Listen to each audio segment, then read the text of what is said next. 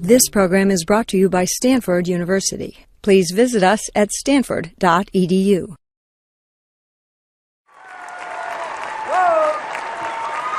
Oh, all the books. Thank you. Oh, wait.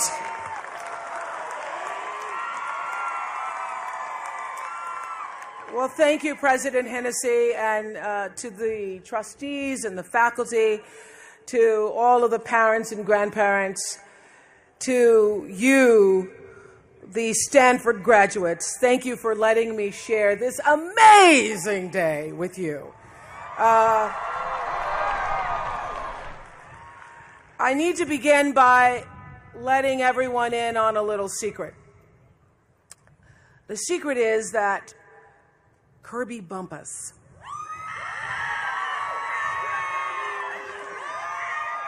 Stanford class of 08 is my goddaughter. So I was thrilled when President Hennessy asked me to be your commencement speaker, because this is the first time I've been allowed on campus since Kirby's been here. You see, Kirby's a very smart girl. She wants people to get to know her on her own terms, she says, not in terms of who she knows. So she never wants anyone who's first meeting her to know that I know her and she knows me.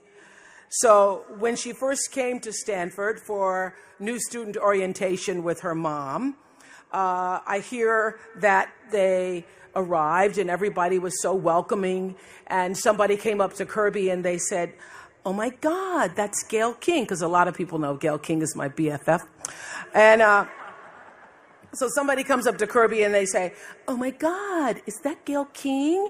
And Kirby's like, "Uh-huh, she's my mom." And so the person says, "Oh my God, does it mean like you know Oprah Winfrey?" And Kirby says, "Sort of." I said, "Sort of? You sort of know me?" Well, I have photographic proof. I have pictures, which I can email to you all, of Kirby riding horsey with me on all fours. So I more than sort of know Kirby Bumpus. And I'm so happy to be here. Just happy that I finally, after 4 years, get to see her room. There's really nowhere else I'd rather be, because I'm so proud of Kirby, who graduates today with 2 degrees, one in human bio and the other in psychology. Love you, Kirby Cakes. That's how well I know her. I can call her Cakes. And so proud of her mother and father, who helped her get through this time, and her brother Will. I really had nothing to do with her graduating from Stanford, but every time anybody's asked me in the past couple of weeks what I was doing, I'd say, "I'm getting ready to go to Stanford." I just love saying Stanford. Because the truth is, I know I would have never gotten my degree at all, because I didn't go to Stanford. I went to Tennessee State University, but I never would have gotten my diploma at all, because I was supposed to graduate back in 1975, but I was short 1 credit. And I figured I'm going to just forget it, because, I'm not going to march with my class, because by that point I was already on television. I'd been in television since I was 19 and a sophomore.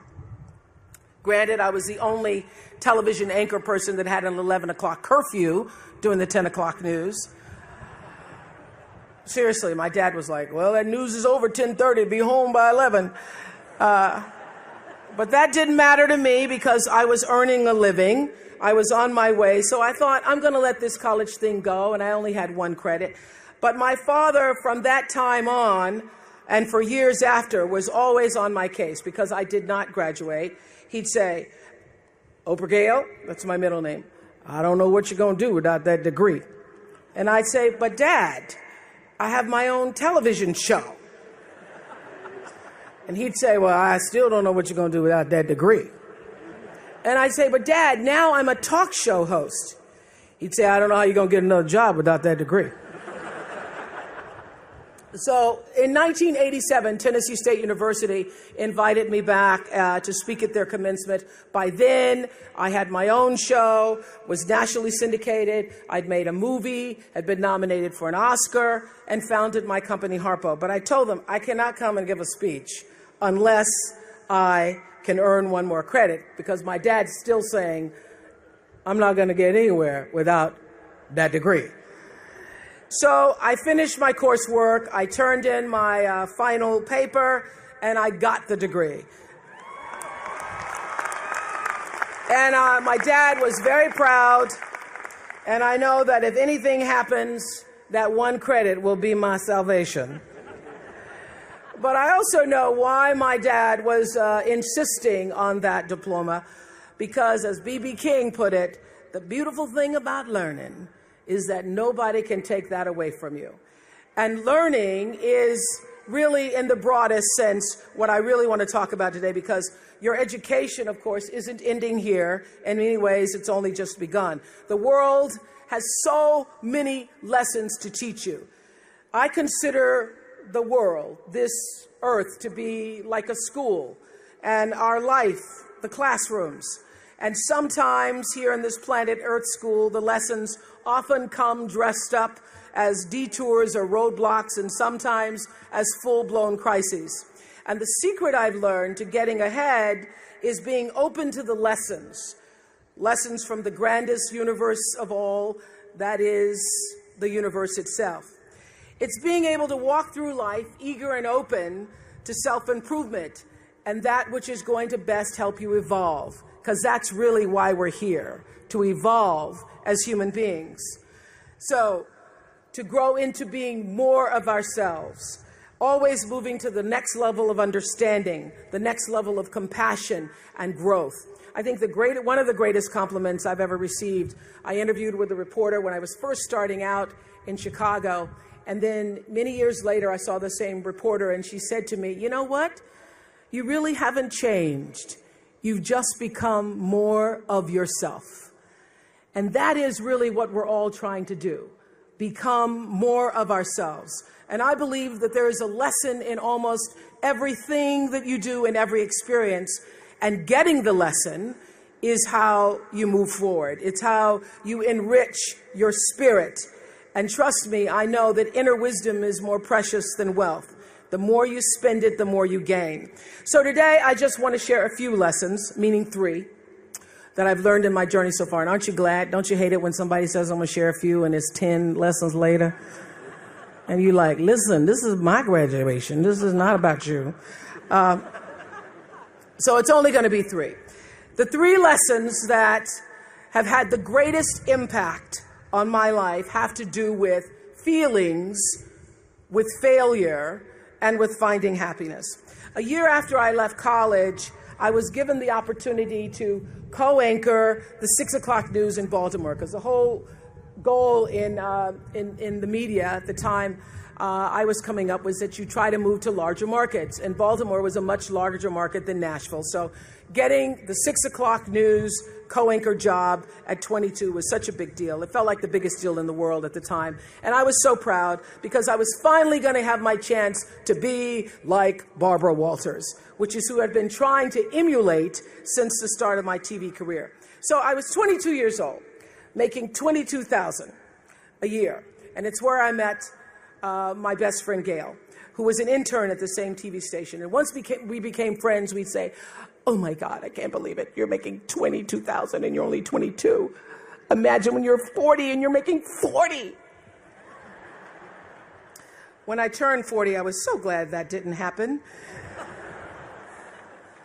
So here I am, 22, making $22,000 a year, and yet it didn't feel right.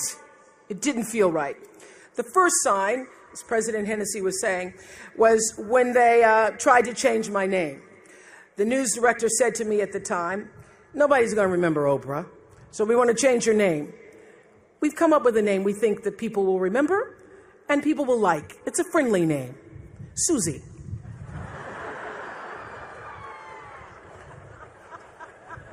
Hi, Susie. very friendly. You can't be angry with Susie. Remember Susie. But my name wasn't Susie. And, you know, I'd grown up not really loving my name because when you're looking for your little name on the lunch boxes and the license plate tags, you're never going to find Oprah. So I grew up not loving the name, but once I was asked to change it, I thought, well, it is my name. And do I look like a Susie to you? So I thought, no, it doesn't feel right. I'm not going to change my name. And if people remember it or not, that's okay. And then they said they didn't like the way I looked. This was in 1976, where your boss could call you in and say, I don't like the way you look. Now that would be called lawsuit. But back then, they could just say, I don't like the way you look. Which, in case some of you in the back, if you can't tell, is nothing like Barbara Walters.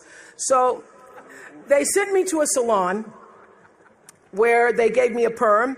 And after a few days, all my hair fell out, and I had to shave my head. And then they really didn't like the way I looked. Because now I am black and bald and sitting on TV. Not a pretty picture.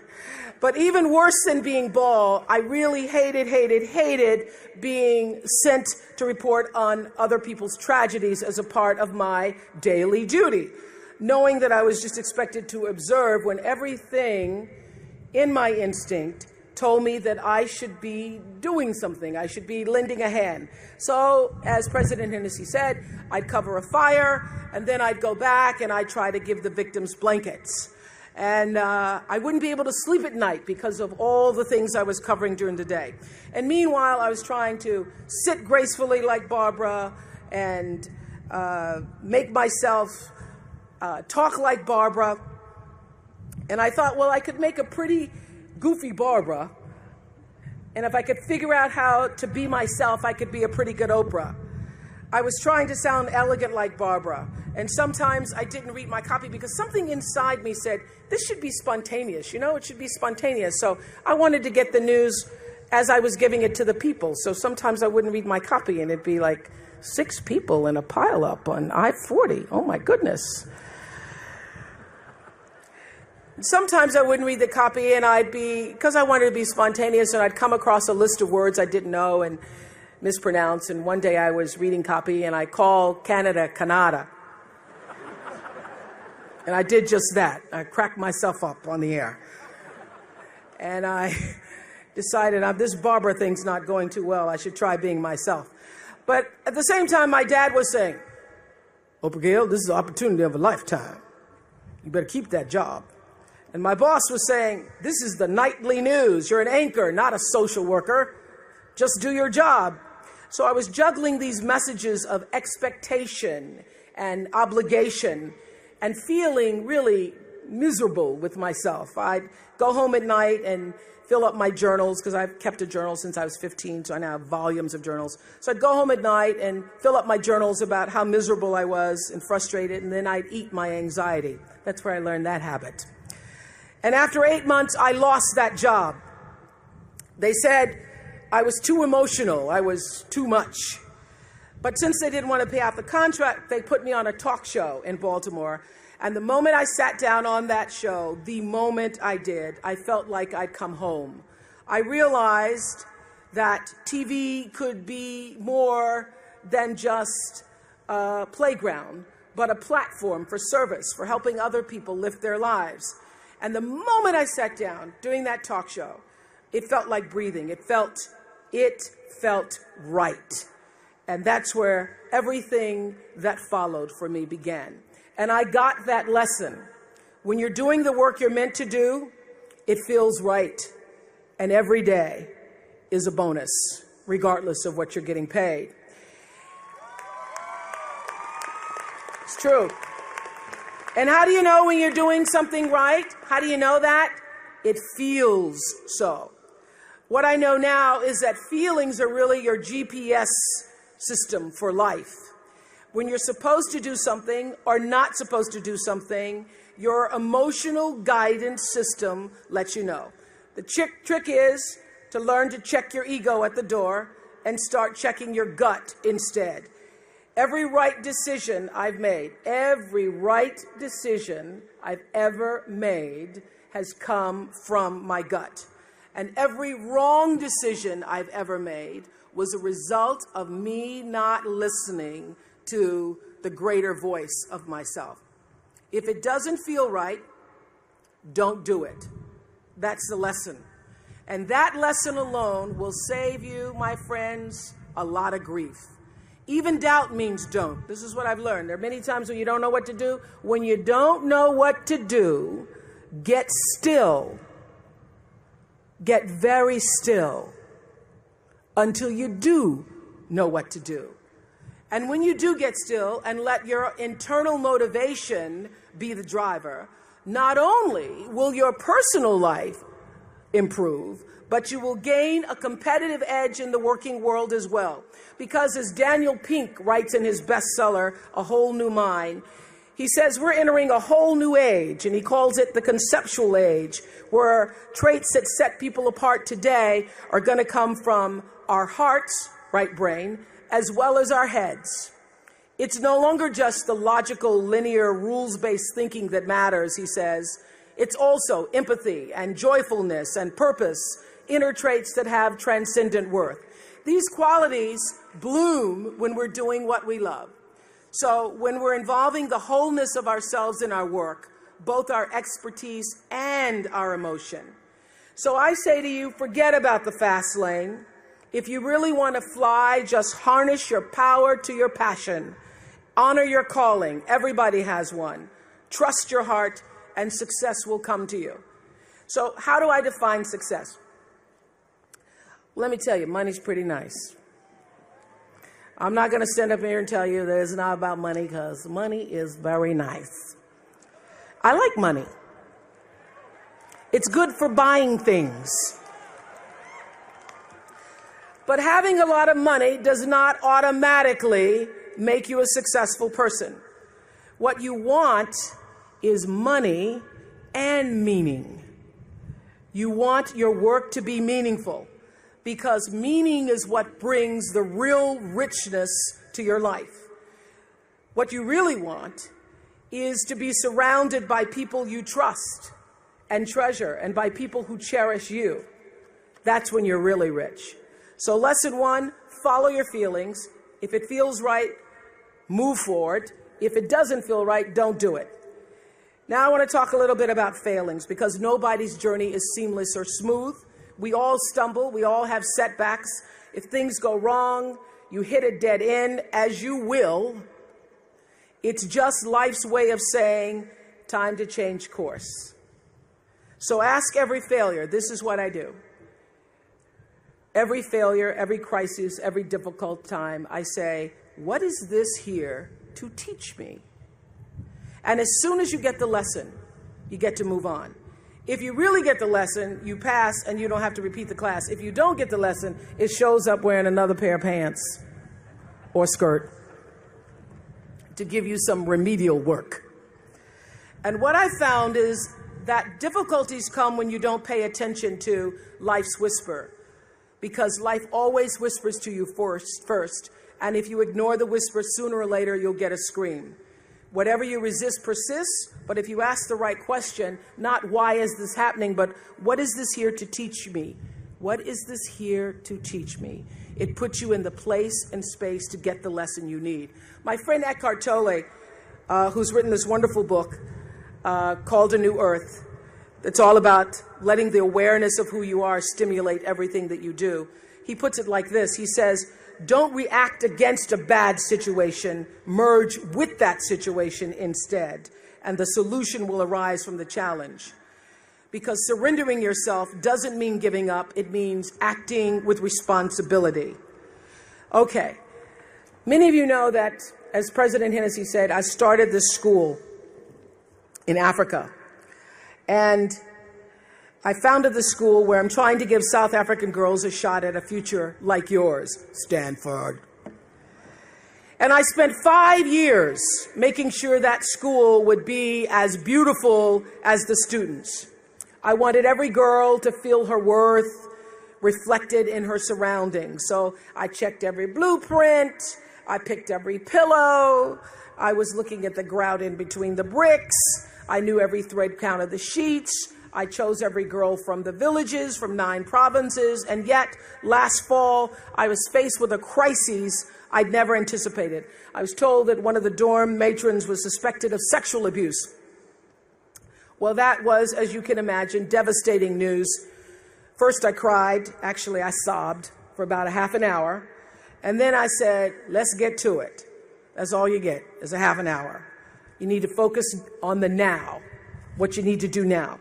So I contacted a child trauma specialist. I put together a team of investigators. I made sure the girls had counseling and support. And Gail and I got on a plane and flew to South Africa. And the whole time I kept asking that question, what is this here to teach me? And as difficult as that experience has been, I got a lot of lessons. I understand now the mistakes I made because I had been paying attention to all of the wrong things. I built that school from the outside in, when what really mattered was the inside out. So it's a lesson that applies to all of our lives as a whole. What matters most is what's inside. What matters most is the sense of integrity, of quality, and beauty. I got that lesson.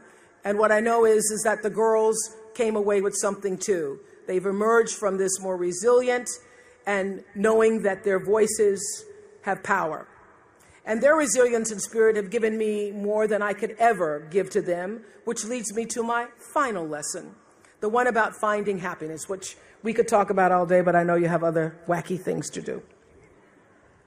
Not a small topic, this is, finding happiness. But in some ways, I think it's the simplest of all. Gwendolyn Brooks wrote a poem for her children. It's called Speech to the Young, Speech to the Progress Toward. And she says at the end, live not for battles won, live not for the end of the song, live in the along. She's saying, like Eckhart Tolle, that you have to live for the present. You have to be in the moment. Whatever has happened to you in your past has no power over this present moment because life is now. But I think she's also saying, be a part of something. Don't live for yourself alone. This is what I know for sure. In order to be truly happy, you must live along with, and you have to stand for something larger than yourself, because life is a reciprocal exchange. To move forward, you have to give back. And to me, that is the greatest lesson of life. To be happy, you have to give something back.